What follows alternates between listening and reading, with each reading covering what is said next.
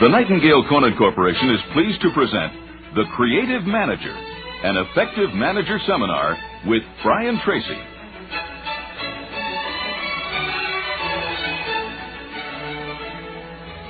Do you realize that everything that you are or ever will be is going to be largely as a result of how you use your mind?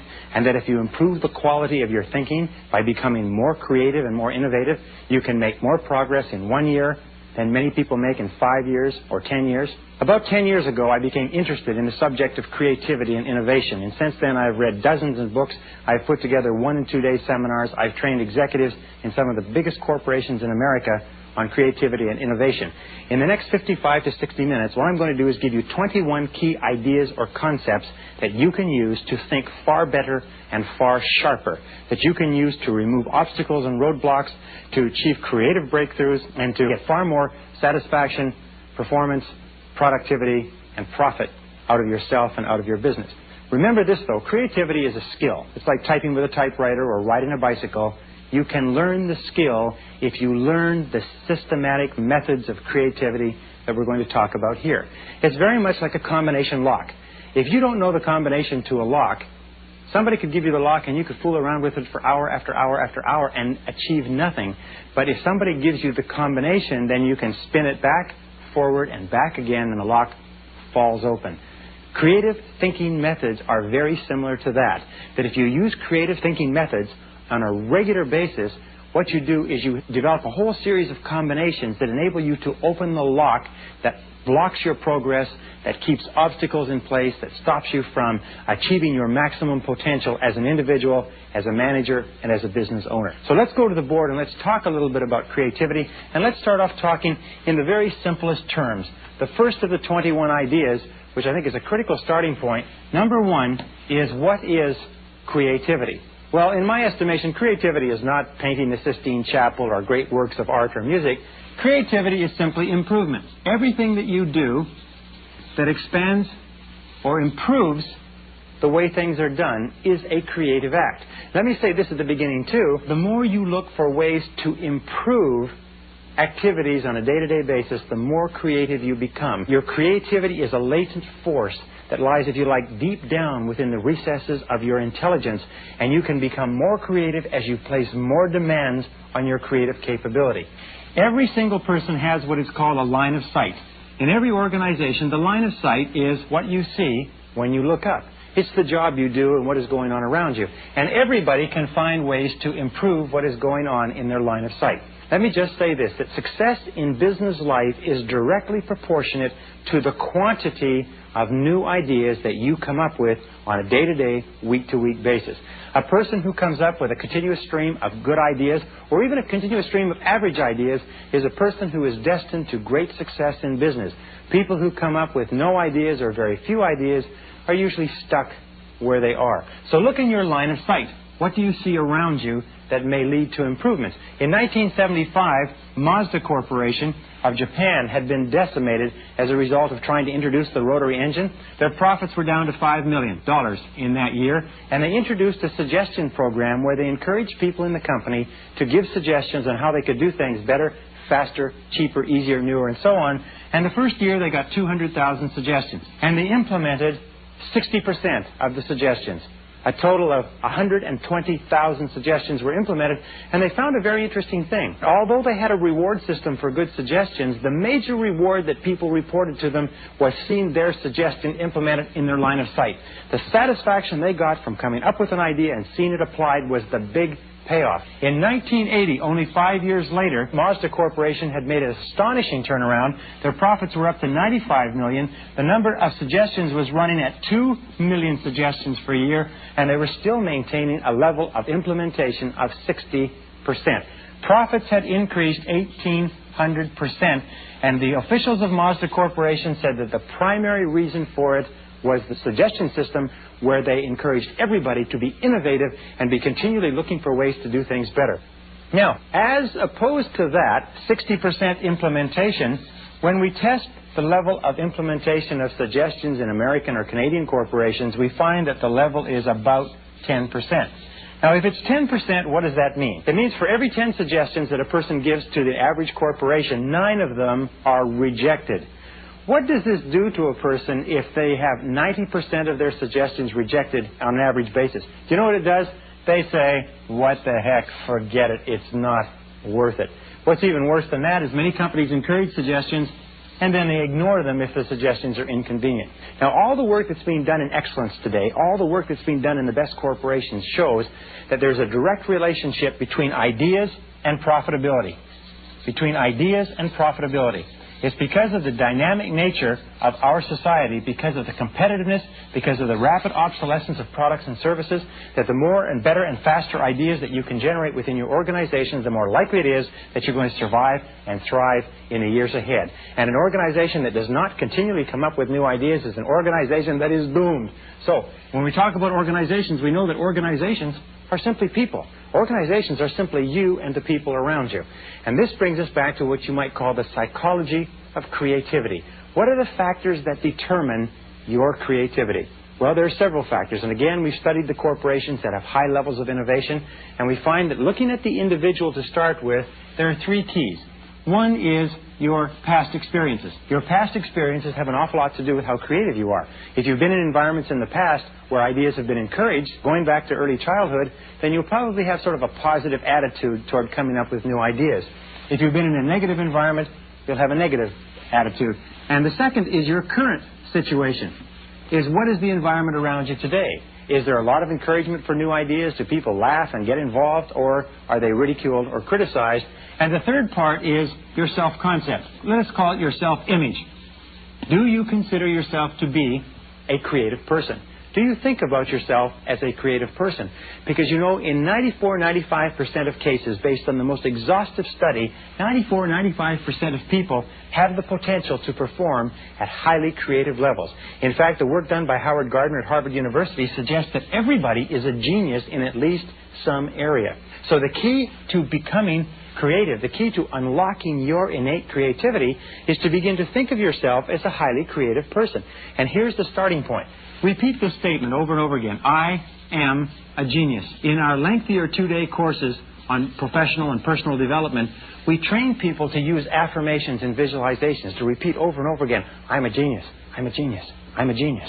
I'm a genius. Now, this sounds a little bit silly, but what happens is when you repeat it over and over again, the first few times you say it, you think it sounds a little foolish because you're really not a genius. As you keep repeating it over and over, though, eventually your subconscious mind, which has resistance to the idea, says, you're not a genius. You say, yes, I am. I'm a genius. Subconscious mind says, no, you're not. You're a dummy. You say, no, I'm a genius. You haven't had a good idea in 5 years. No, but I'm a genius. And you keep repeating it over and over again. The subconscious mind, which has stored away every single bit of information you have ever taken in your life, billions of bits of information, has got all stored away permanently. Eventually, if you repeat, I'm a genius, I'm a genius, I'm a genius, over and over again, eventually that message is driven into the subconscious mind, and the subconscious mind begins to formulate and combine and recombine assembled information and pop it up to the surface of your mind in the form of ideas to enable you to solve the problems that you're wrestling with. So even though it sounds funny, just keep saying it over and over again. I'm a genius. I'm a genius. I've had hundreds, thousands of people come back to me and say, it's amazing how smart they become when they start to change their self-image and affirm over and over again that they are creative, that you are innovative, that you are a genius. Now, a couple of other things with regard to that is that there's a very direct relationship in an organization between happiness and creativity. Happiness and optimism and creativity. Why should this be? Well, the fact is that everybody is inherently creative, that you are innately creative just the same as you breathe in and breathe out, have ears, eyes, and so on. You also have creativity. Creativity is a tool that is provided to man by nature to deal with reality. Everybody has it. The only difference is that some people use a lot of it, some people use very little. In fact, recent research suggests that the average person, yourself, driving to and from work, has about 4 ideas per year, any one of which would make them a millionaire if they were to pursue the idea. Any one of which would make you wealthy. But you know why you don't pursue those ideas? It's because we say, well, it's our idea. It can't possibly be of any value. The fact is that you probably have 4, sometimes 40 ideas every year, any one of which would enable you to fulfill all your dreams as a human being. Another key point with regard to creativity is that wherever people feel valued, wherever people have high self-esteem and feel important and valued and respected in an organization, creativity bubbles forth naturally. Wherever you have a household that has happy children, you have creative children. You have curious children. You have inquiring children, children that ask questions and touch and taste and smell and feel and get into things. So creating a creative environment simply means encourage creativity. Ask people to think about creativity. Encourage people to laugh. Encourage people to be positive. Create an environment and say over and over again, I'm a genius. I'm a genius. I'm a genius. The quality of calm confidence in your creativity is one of the most powerful forces in stimulating your subconscious mind into giving you ideas. Just accept, like the sun rises in the east and sets in the west, that you are a genius, that ideas come to you naturally and in abundance and to solve every problem that you face. Now, how do we stimulate creativity? Creativity is stimulated by three key factors. Number one, we'll put this as A, is keenly desired goals. The more intensely you desire a goal, the more likely it is you will be creative in the accomplishment of that goal. That's why we say there are no non-creative people. They're just people who simply don't have goals that they want badly enough. And the more you want it, the more intensely you desire to accomplish a specific objective, the more likely it'll be that your mind will crackle with ideas to help you get there. The second is pressing problems. Pressing problems also stimulate creativity. If there is a problem or an obstacle that is stopping you from achieving something that is important to you, you'll be amazed at how creative you'll become in your ability to remove it. And C is focused questions. And throughout the rest of this course, we're going to talk about questions that you can ask, but there is nothing that unlocks creativity faster than your ability to ask questions that penetrate to the core of a subject. For instance, one of the best questions you can ask are questions that test assumptions. Here's a good question. In any problem, difficulty, or obstacle that you're facing right now, what are your assumptions? What are your obvious assumptions? What are your hidden assumptions? And the second question is, once you've identified your assumptions, could they be wrong? Do you know that wrong assumptions lie at the root of every failure and every mistake? So whenever you're facing a situation where you're up against the wall, you're facing conflict or difficulty, ask yourself, what are my assumptions? Maybe your assumptions are wrong, and if you ask those questions and you ask other questions, you'll be amazed at what will start to bubble to the surface of your mind. Okay, here's the standard method of problem solving. Number 4, it's a standard method. It's something that you can use continually. Standard method takes you through a very simple series of steps. Step number 1 is define the problem. Again, in most cases where we wrestle with problems for long periods of time, we have not taken the time to sit down and clearly define what it is we're wrestling with. As many as 50% of problems are resolved with clear definition, surprisingly enough. Fuzzy thinking is a major obstacle to success in the world of work. Clear thinking is absolutely vital to success. Number 2 is read, research, gather information. Read, research, and gather information. Once you've clearly defined the problem, do what Harold Janine says, get the facts. You see, many of our problems come from having facts that aren't facts at all. Get correct information. Be aware that when a problem crops up, the information, the ideas, the facts, the research that you have right now may not be correct. I have had many situations where I have just simply taken the time to sit down, read, review, check, ask around, and here's another one. Ask others. Consult with others. Ask yourself 2 things with regard to B and C. I wonder who else may have had this same problem in the past and what they did about it, and start looking around. There are information banks all around where people have written about how they've resolved particular difficulties. Ask others who may have had similar problems or who know someone or some organization that may have had similar problems. You don't have to start from scratch in most cases. D is try consciously to solve the problem. Try consciously. In other words, think of everything that you possibly can to solve the problem. And if you don't get an answer, what you do is you let go of the problem. Release the problem and get your mind busy elsewhere. Just release it completely and get your mind busy elsewhere. Once you do that, the problem is turned over to your subconscious and superconscious minds, and they go to work on it, and they'll often bring you the answer exactly when you require it. And one final point is review the problem before sleeping. Review before sleeping. Many of our great geniuses have found that because your subconscious and superconscious mind is working 24 hours a day, if you will sit down for a few moments before you go to sleep, and what I normally do is I'll write out my next day's schedule before I go to sleep, and I'll think about what I have to do the next day, what the problems and difficulties are, and I'll lay them out and then turn them over to your subconscious mind and go to sleep. What will often happen is that you'll wake up in the middle of the night with an answer. It's called the eureka phenomena. Suddenly you'll have what is called illumination. Or you'll wake up in the morning, and you get up in the morning, and the answer is there, just like a butterfly has alighted on your shoulder. Or you'll be in the shower, and the answer will come to you. Or you'll be driving to work, and the answer will come to you. Very, very important point. When you do get answers like this, when you do get breakthrough ideas or solutions, be sure to write them down quickly. Keep a pad next to your bed. Keep index cards in your car or your pockets. Keep a pad handy in your bathroom so that when an idea does come to you, you can write it down quickly and not forget it. There's a beautiful saying that says, catch the idea and write it down. Almost like a bird or a butterfly. Catch the idea and write it down. Sometimes an idea that flits through your mind may save you a year or 5 years of hard work. One good idea is all you need to start a fortune. So if you do get that idea, by all means, grab it and write it down. Powerful method for focusing your mind, and in my estimation, through my own experience, more people have become wealthy and successful using this simple method than any other method of creative thinking and problem solving that I've ever heard of. All it requires is discipline and repetition to do it. This is number 5. We call this the 20 idea method. Again, it's one of the methods that we teach in our extended courses. It's called mindstorming. Mindstorming is a way of focusing your mind with tremendous intensity so that you can draw deep down into your creative resources and channel them like a laser beam at your problem. And what you do is simply this. You take a page of paper and you take your most pressing problem or goal and you put it at the top of the page in the form of a question. For instance, if your difficulty is you want to increase your sales from $250,000 to $350,000 in the next 12 months, you say, what can we do to increase our sales to $350,000 in the next 12 months? The more specific the problem, the more specific the question, the better. You force yourself to keep writing until you get to 20 answers.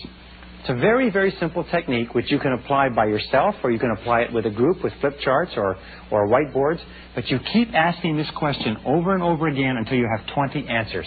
The interesting thing is that the first couple of answers will be difficult, the next few answers more difficult, but the final answers will be terribly, terribly difficult. In my classes with senior executives, often they have found that the 20th answer is the answer that makes the difference. Write down the first thing you think, write down the opposite of it, write down a synthesis of it, write down ridiculous answers. Just force yourself to get answers on the page, and surprisingly enough, sometimes an answer will leap out of the page. It'll be something you've looked for a long time. I had one man who went through this exercise, and he said number 17 was what he'd been looking for 6 months, and it changed his business, turned his whole business around. And then take at least one idea off that page and implement it immediately. As a matter of fact, if you stop this tape, stop this course, went on right now, and just did this for the next 30 days, you would have had 10 times the value of any time and money that you've spent on this course up to now. That's how valuable this idea is. I have been absolutely astonished. The difference it's made in my life and the lives of others has been fantastic. Okay, some focused questions. Focused questions are the mark of a truly intelligent person. If you learn to ask focused questions of yourself, you can then ask focused questions of other people. Here's the first focused question. Ask, what is it that we're trying to do? What are we trying to do? Second focused question is, how are we trying to do it? What are we trying to accomplish? How are we trying to accomplish it? Keep going over that and over that and over that. Makes you think more and more clearly. Ask yourself, what result or outcome do we desire? What outcome? What would it look like if you achieved success in this? What would the outcome actually appear like? And describe the outcome clearly in words. Would the outcome be happiness, success, expansion, market position, low debt? What would the outcome be that you desire? Here's another one. How else? How else could we approach it? If we weren't doing it this way, how else could we approach it? What would be another different way of approaching it? Is there a better way? Here's E. Is there a better way? And of course, as you know, there's always a better way. Whatever you are doing now, there's a better way to do it, and probably a way that would achieve success faster. Ask yourself again, what are our assumptions? What are your assumptions? Remember, assumptions often stand as a major block to creative breakthroughs until you start to question them, to examine them. And finally, the next one, E, F, G, is, could your assumptions be wrong? Could your assumptions be wrong? Errant assumptions lie at the root of every failure. Errant assumptions lie at the root of every failure. Number 7, is develop the qualities of a genius. Remember that intelligence is more a way of acting than IQ. And if you act and behave the same way highly intelligent people do in wrestling with a problem, you'll be astonished. You will become as intelligent and as effective as them. So what are the characteristics of genius? Well, in all the research that's been done, they find there are three major characteristics of genius, all of which have nothing to do with your IQ level. Remember, self-image, self-concept, how you think about your intelligence is more important than your actual intelligence. Attitudes are more important than facts when it comes to creativity. Characteristics of genius. A is that geniuses have the ability to concentrate single-mindedly on one thing at a time. Geniuses engage in intense concentration on the question or problem at hand. Non-geniuses are not able to concentrate. Their minds are all over the place. They're diverted and distracted with everything that comes up. Geniuses can shut out everything and just dwell single-mindedly on the problem. When you do have a problem or difficulty in your way, instead of picking away at it a little bit here and a little bit there, make the decision to get on it now, and stay with it and carry it through until you've found a solution. It's amazing you can make so much progress that way. The second B is the ability to see the big picture. A characteristic of geniuses is that they can see causal relationships. And here's a way that you can develop the ability to see causal relationships. Look at yourself, your business, your work as part of an organic system.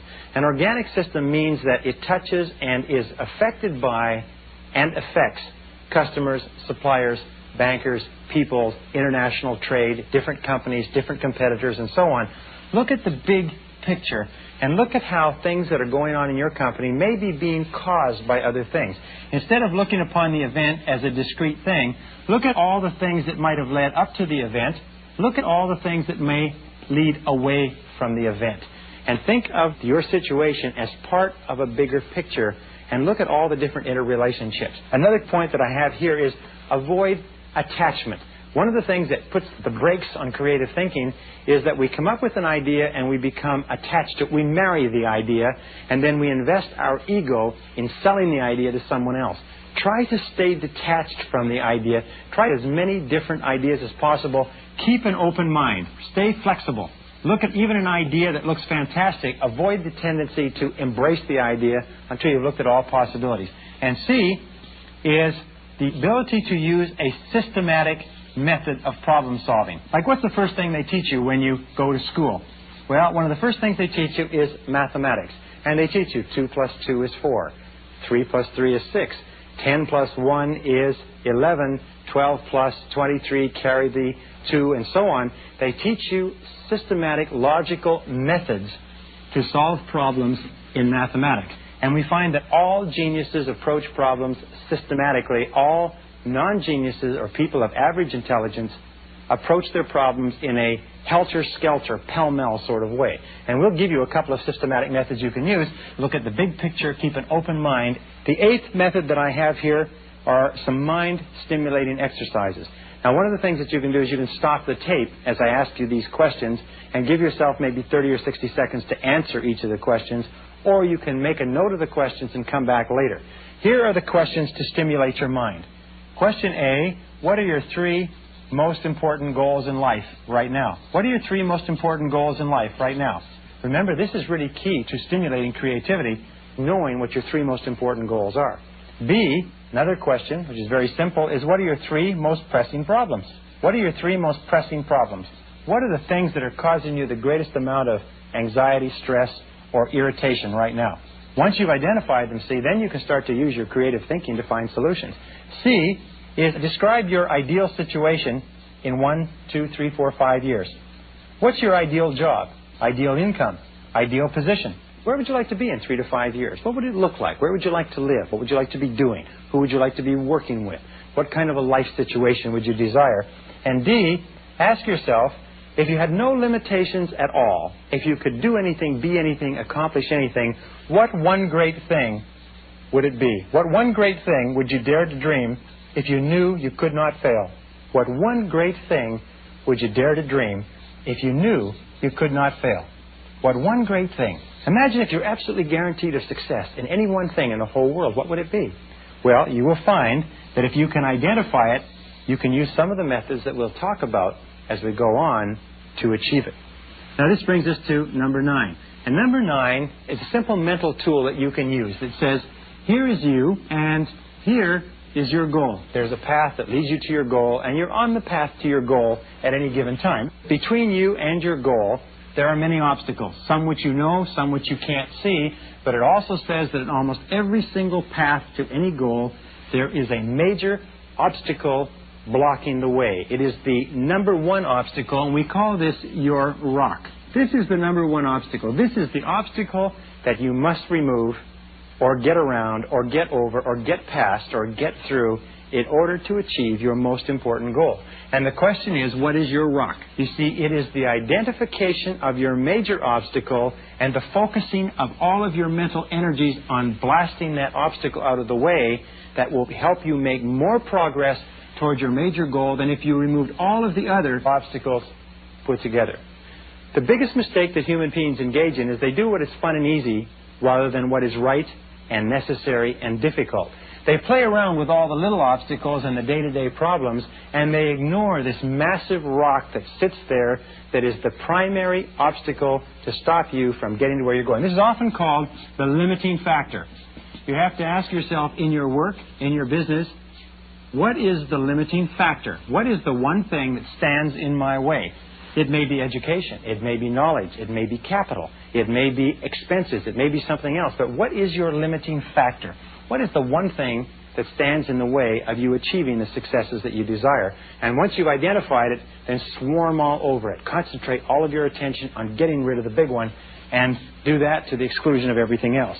This brings us to number 10. 3 levels of thinking. 3 levels of thinking worthwhile for you to know. The first level is what is called the conscious level. This is the level that you're using right now. The conscious level is the analytical, objective mind that thinks, analyzes, rationalizes, decides, commands, and so on and so forth. It's the conscious mind. This is the input, if you like. This is where information comes into your brain. The second part is your subconscious. Now, your subconscious is in reality a major storehouse. It includes all the information that you have ever taken in your entire life.